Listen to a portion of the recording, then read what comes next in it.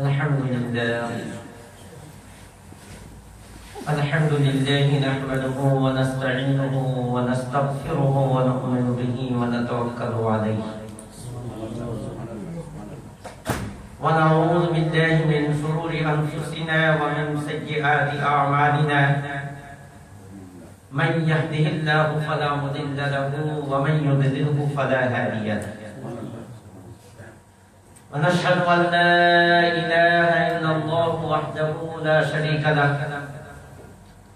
ونشهد أن سيدنا ونبينا وحبيبنا وطبيب قلوبنا وقوسنا وغياثنا ومعيننا ومولانا وملجانا ومغوانا محمدا عبده ورسوله أرسله بالحق بشيرا ونذيرا أما بعد فأعوذ بالله من الشيطان الرجيم بسم الله الرحمن الرحيم لقد كان لكم في رسول الله أسوة حسنة لمن كان يرجو الله واليوم الآخر وذكر الله كثيرا صدق الله وصدق رسوله النبي الأمين الكريم ونحن ولا ذلك لمن الشاهدين والشاكرين والحمد لله رب العالمين. میرے نہایت ہی قابل قدر محترم و مکرم بزرگوں اور نوجوان بھائیوں، السلام علیکم ورحمۃ اللہ وبرکاتہ. خطبہ مسنونہ کے بعد جس آیہ مبارکہ کو موضوع سخن بنایا ہے،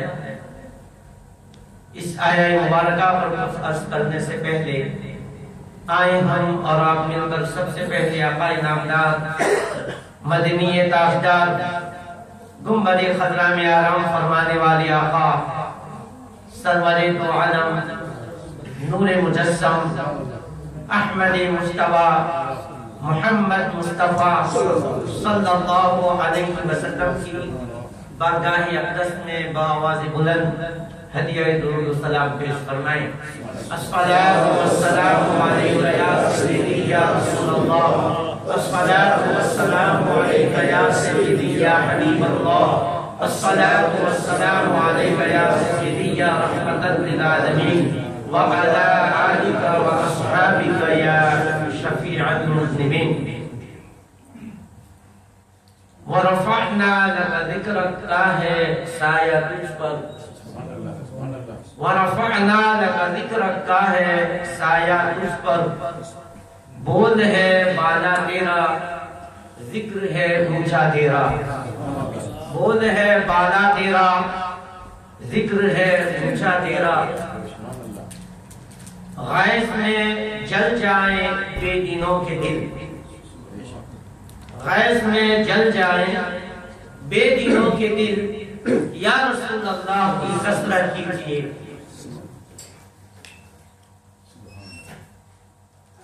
برا ٹھہرے جس میں تعظیم حبیب، برا ٹھہرے جس میں تعظیم حبیب، اس برے مذہب پہ لعنت کیجیے، اس برے مذہب پہ لعنت کیجیے. مثل فارس زلزلے ہو نجد میں، مثل فارس زلزلے ہو نجد میں، ذکر آیات ولادت کیجیے، ذکر آیات ولادت کیجیے. دشمن احمد پہ شدت کیجیے، دشمن احمد پہ شدت کیجیے، سختی کیجیے. ملحدوں کی کیا مرمت کیجیے، ملحدوں کی کیا مرمت کیجیے. خاک ہو جائیں عدو جل کر مگر ہم تو رضا، خاک ہو جائیں عدو جل کر مگر ہم تو رضا. دم میں جب تک دم ہے ذکر ان کا سناتے جائیں گے، اور میں تو مالک ہی کہوں گا کہ ہو مالک کے حبیب، میں تو مالک ہی کہوں گا کہ ہو مالک کے حبیب. یعنی محبوب و محب میں نہیں میرا تیرا، فرش والے تیری شوکت کا علو کیا جانے، فرش والے تیری شوکت کا علو کیا جانے، خسروا عرش پہ اڑتا ہے پھریرا تیرا، خسروا عرش پہ اڑتا ہے پھریرا تیرا۔ برادران اسلام، جو آیہ مبارکہ آپ حضرات کے سامنے تلاوت کرنے کی سعادت حاصل کی ہے،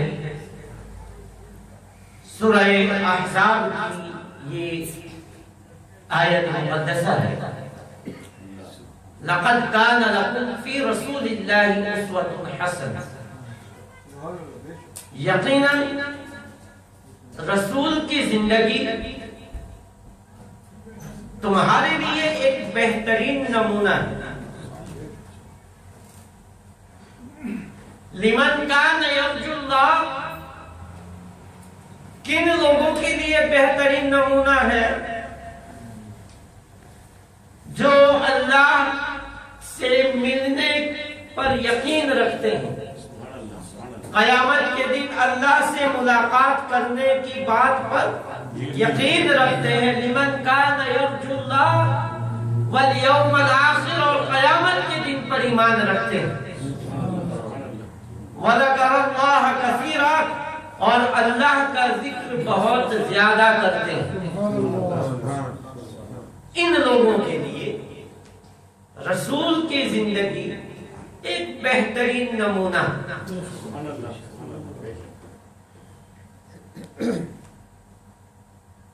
کچھ کہتے ہیں کہ جلسہ میلاد النبی نہ کہو، جلسہ میلاد النبی نہ مناؤ، اگر منانا ہی ہے تو سیرت النبی کا جلسہ مناؤ، کہنا ہی ہے تو سیرت النبی کا جلسہ کہو، میلاد کا جلسہ نہ کہو، یا میلاد کا جلسہ منعقد نہ کرو۔ میں سوچ میں پڑ گیا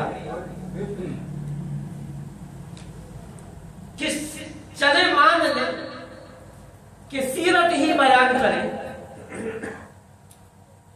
تو یہ سیرت کیا چیز ہے؟ سیرت کس کو کہا جاتا ہے؟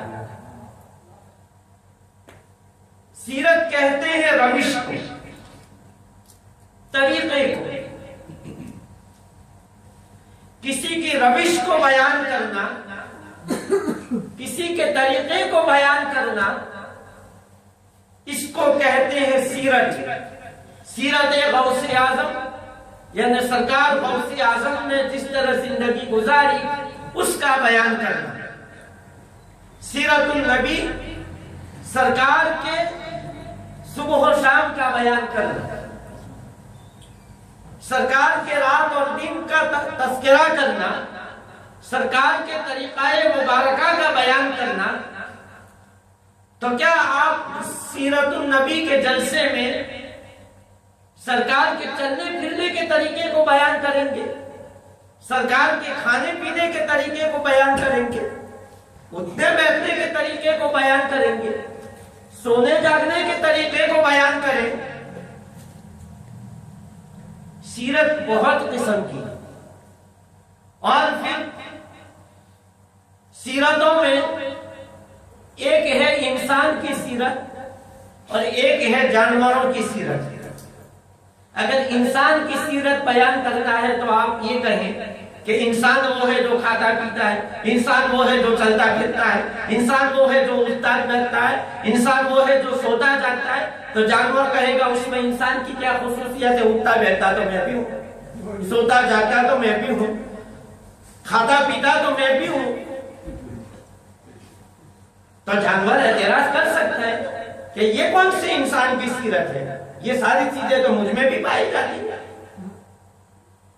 اگر انسان کی سیرت بیان کرنی ہے تو یہ کہو کہ وہ عقل والا ہے، یہ حیوان ناطق ہے، بولتا ہے، تب جا کر کے پھر جانور کو اعتراض نہ ہوگا کہ بھائی مجھ میں عقل نہیں ہے اور میں ناطق نہیں ہوں، بولتا نہیں۔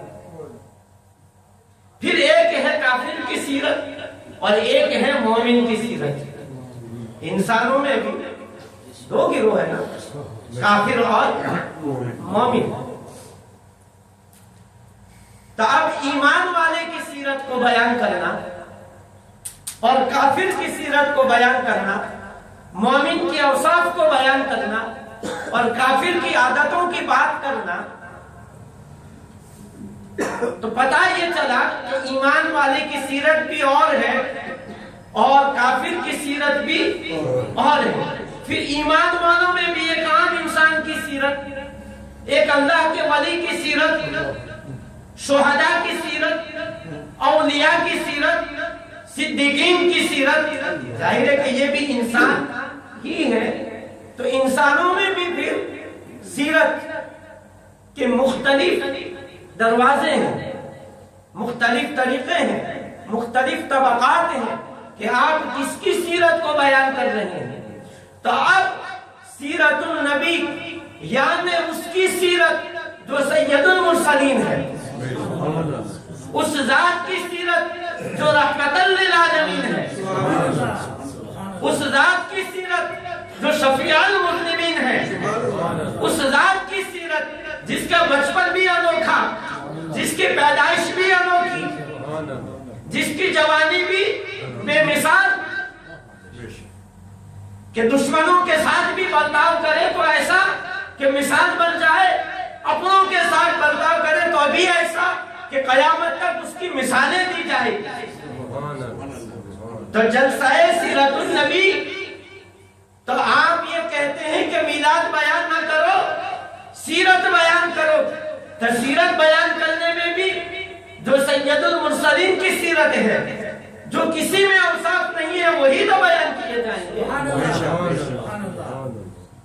جو صفات کسی میں نہ ہو وہی تو بیان کریں گے، تبھی تو سیرت کا حق ادا ہوگا. تبھی تو سیرت النبی کا حق ہم ادا تو نہ کر سکتے لیکن کم سے کم کوشش تو کر سکتے ہیں.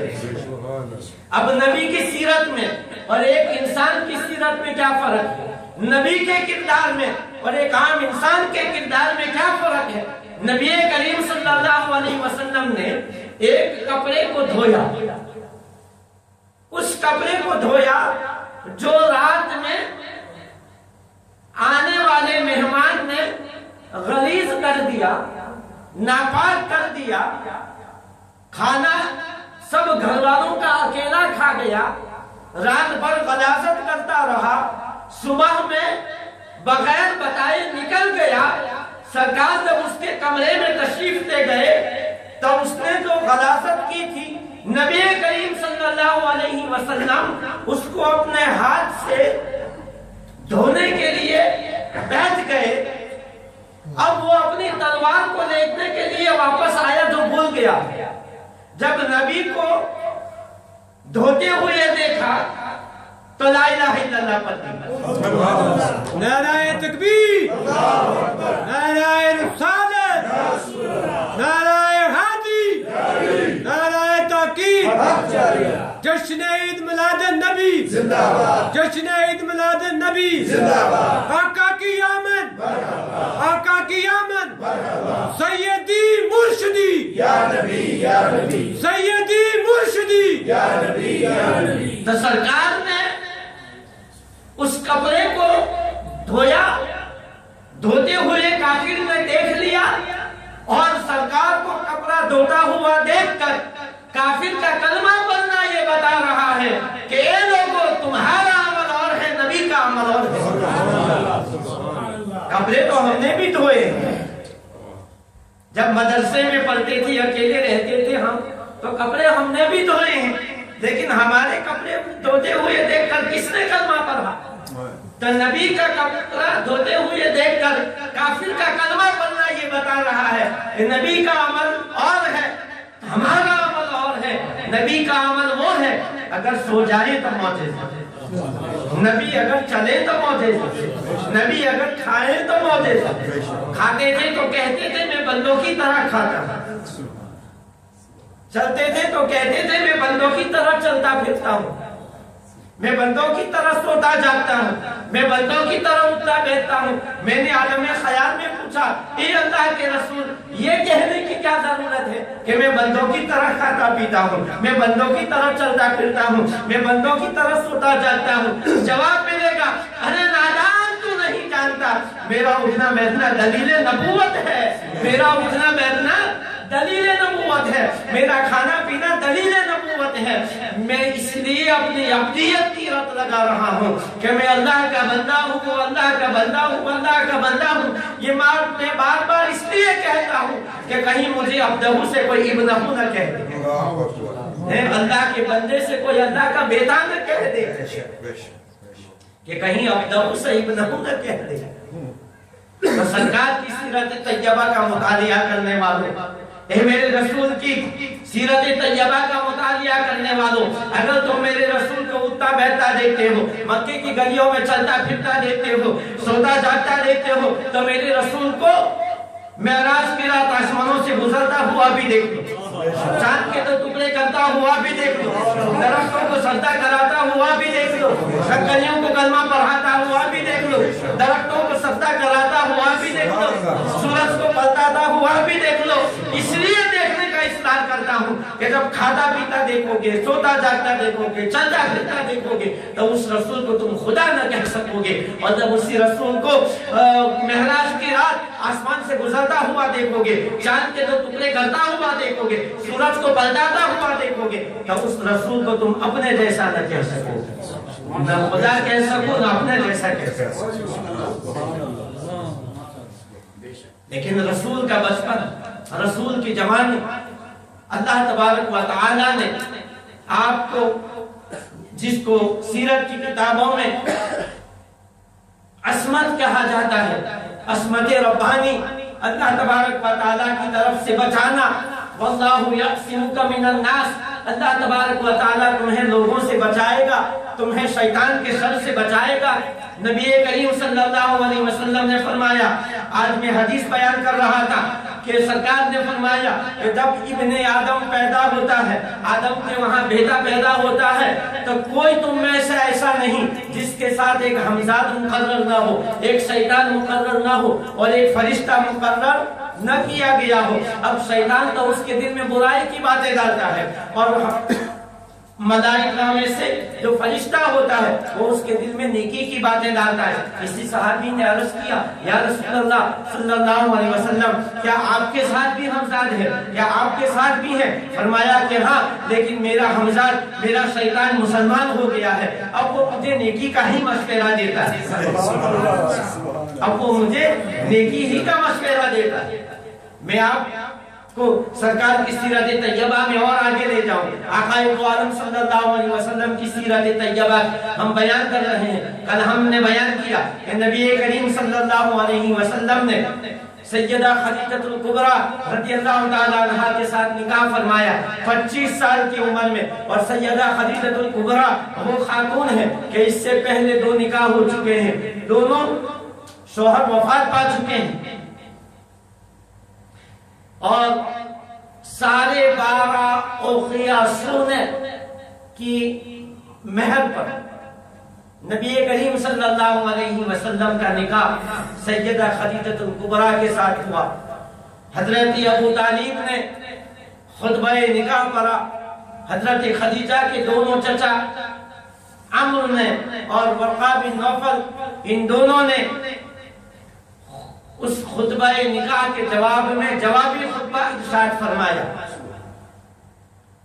حضرت زید بن حارثہ نے رضی اللہ تعالی عنہ، یہ اپنی والدہ کے ہمراہ اپنے ننیال آئے ہوئے تھے، ان کا ننیال مکے میں نہیں تھا، کسی دور آبادی میں تھا،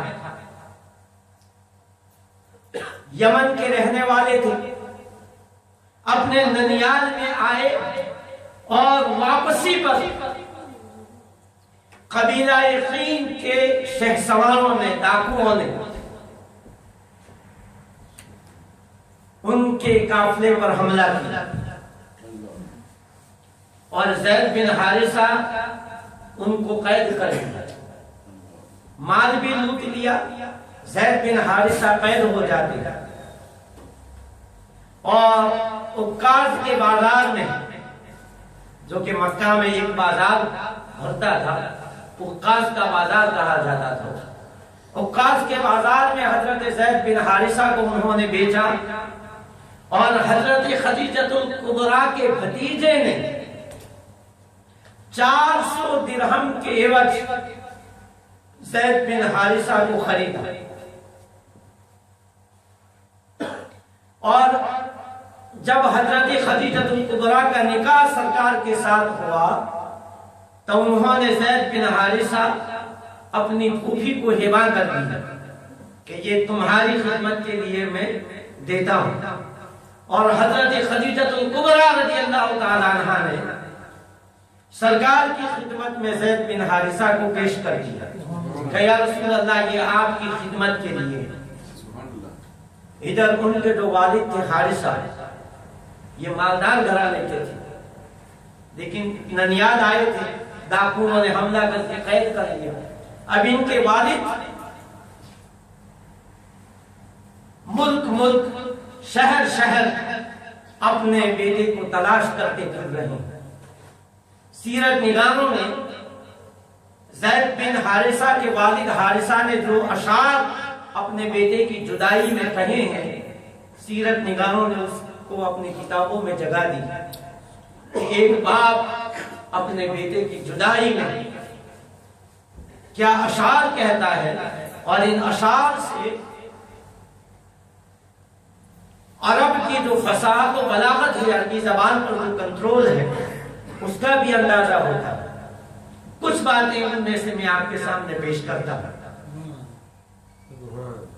کہتے ہیں اپنے بیٹے کی جدائی میں کہ جب صبح ہوتی ہے تب بیٹے کی ملنے کی امید لے کر سورج طلوع ہوتا ہے، اور جب شام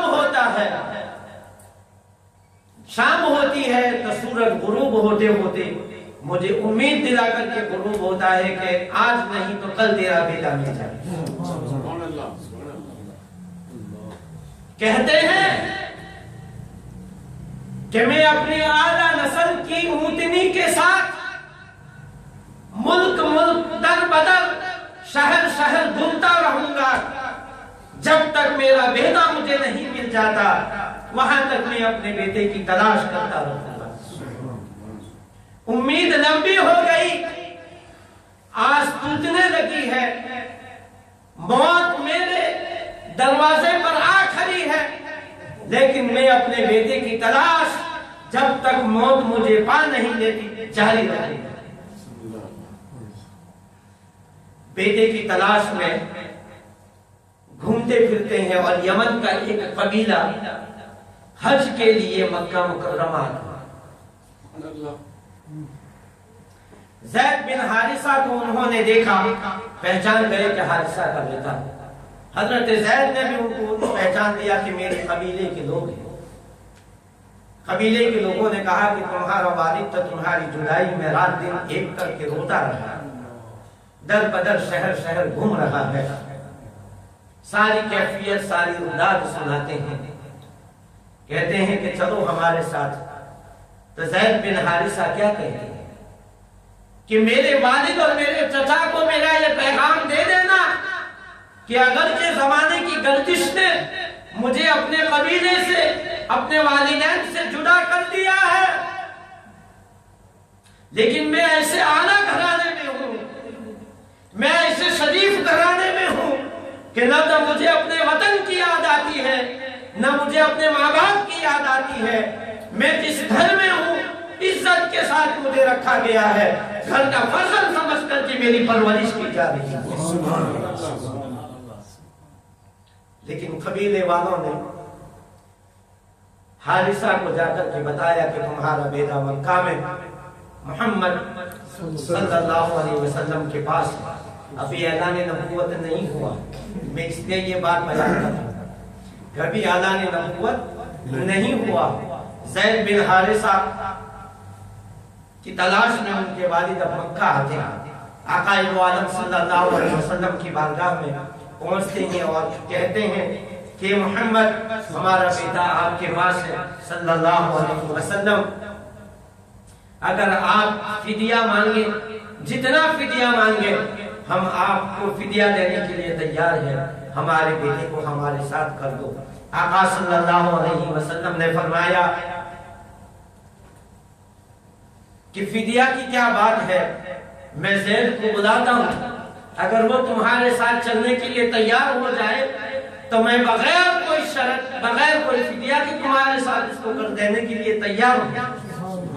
اگر وہ یہاں سے جانا نہ چاہے تو میری یہ تم سے گزارش ہے کہ تم اس پر زبردستی نہ کرنا۔ حارثہ نے کہا کہ تم نے ایسی بات کہی کہ میرے دل کو ٹھنڈک پہنچ گئی، باخدا تم نے عرب والوں میں سب سے زیادہ انصاف کی بات کہی کہ اگر ساتھ میں نہ چلنا چاہے تو میں زبردستی نہ کروں گا، ساتھ چلنا چاہے تو کوئی فدیہ نہیں، بغیر شرط کے وہ تمہارے ساتھ آ سکتے ہیں۔ اب زید بن حارثہ کو بلائے جاتے، پوچھا گیا یہ کون ہے؟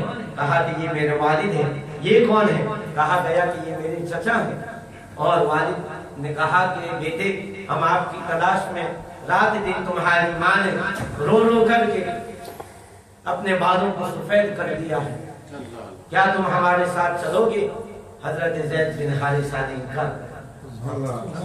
اب دیکھو کہ کریمانہ اخلاق کو دیکھو، تیرے خلق کو حق نے عظیم کہا، تیری خلق کو حق نے جمیل کیا، کوئی تجھ سا ہوا ہے نہ ہوگا شہا، کوئی تجھ سا ہوا ہے نہ ہوگا شہا، تیرے خالق حسن و ادا کی قسم۔ تو زید بن حارثہ اب والد حیران ہے کہ یہاں میرے بیٹے کو کتنا پیار، کتنی شفقت، کتنی محبت، کتنے ناز سے اس میرے بیٹے کو رکھا جاتا ہے کہ باپ سامنے ہے، چچا سامنے ہے، لیکن بیٹا جانے کے لیے تیار نہیں۔ جب یہ فرمایا کہ یہی میرے والد ہیں، خدیجہ میری ماں ہے، رقیہ میری بہن ہے، فرما دیا کہ یہی میرا کنبہ ہے، یہی میرا شہر ہے، یہی میرا گھر ہے، اے والد آپ خوشی سے جائیں اور میری فکر آپ چھوڑ دیں۔ اور وہ زید بن حارثہ نبی کریم صلی اللہ علیہ وسلم نے پھر اس کے بعد مکہ والوں میں اعلان فرمایا کہ آج کے بعد یہ زید بن حارثہ نہیں ہے بلکہ آج کے بعد یہ زید بن محمد ہے، اور وہاں تک زید بن محمد کہلاتے رہے جہاں تک سورہ احزاب کی آیت ما کان محمد ابا احد من رجالکم ولکن رسول اللہ وخاتم النبیین نازل ہوئی، وہاں تک زید بن محمد نہیں، زید بن حارثہ نہیں، زید بن محمد کے نام سے پکارے جاتے ہیں۔ اور یہ قرآن نے دیکھو، قرآن میں آپ کو پہلے بھی بتا چکا ہوں، کئی مرتبہ عرض کیا ہے کہ اللہ تبارک و تعالی اپنے بندوں کے احسان کو ادا کر دیتا ہے، چکا دیتا ہے۔ حضرت مریم کے واقعے کو دیکھو، حضرت ابراہیم کے واقعے کو دیکھو، انبیاء کرام کی سیرت طیبہ پر اگر آپ نگاہ دوڑائیں یا اللہ تعالیٰ کے نیک بندوں کی سیرت پر اگر آپ نگاہ دوڑائیں تو اللہ تبارک و تعالی اپنے بندوں کے جو احسان ہوتے ہیں اس کو باقی نہیں رکھتا۔ جب انہوں نے اپنے گھر بار کو، اپنے وطن کو، اپنے ماں باپ کو، اپنے شہر کو چھوڑا تو اللہ تبارک و تعالی نے یہ 1,24,000 صحابہ کرام میں واحد صحابی ہے جن کا نام قرآن میں آیا، اور کسی صحابی کا نام قرآن میں نہیں آیا۔ فَلَمَّا قَضَى زَيْدٌ مِّنْهَا وَطَرًا زَوَّجْنَاكَهَا، فَلَمَّا قَضَى زَيْدٌ مِّنْهُمَا وَطَرًا زَوَّجْنَاكَهَا لِكَيْ لَا يَكُونَ عَلَى الْمُؤْمِنِينَ حَرَجٌ۔ تو یہ واحد ایک صحابی ہے کہ جن کا نام قرآن مجید میں آیا، باقی کسی صحابی کے اوصاف تو بیان ہوئے، صفات کا بیان نہیں ہے۔